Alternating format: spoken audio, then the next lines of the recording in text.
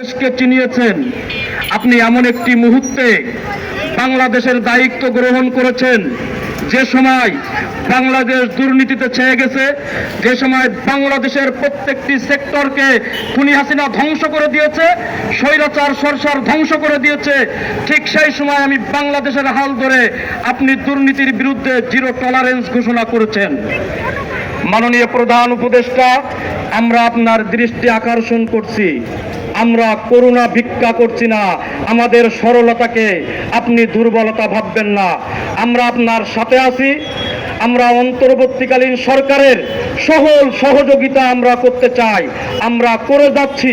কিন্তু আমাদের একটাই দাবি, 1 থেকে 12তম বৈধ সনদধারীদের অনতিবিলম্বে আপনার মুখ থেকে আমরা ঘোষণা শুনতে চাই, 1 থেকে 12তম নিবন্ধনধারীদের নিয়োগের ব্যবস্থা করুন।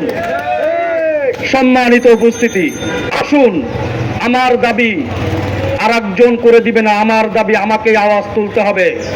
আমি চায়ের দোকানে নই, আমি পেছনে বসে নই, আমাকে এখানে দাঁড়িয়ে, মাটিতে দাঁড়িয়ে, রাস্তায় দাঁড়িয়ে আমার আন্দোলন করতে হবে।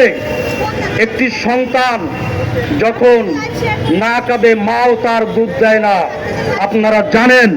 সুতরাং আমার কান্না আমাকেই কাঁদতে হবে। আসুন, আমার কান্না আর একজন কেঁদে দেবে না।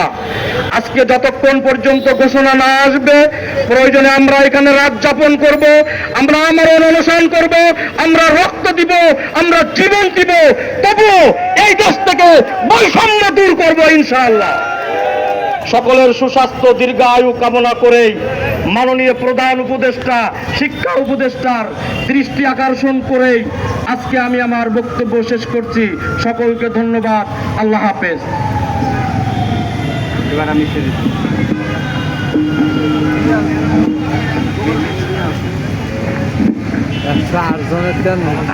আমরা এই দেশের নাগরিক, আমি এই মাটির সন্তান, আমরা এই দেশের বৈধ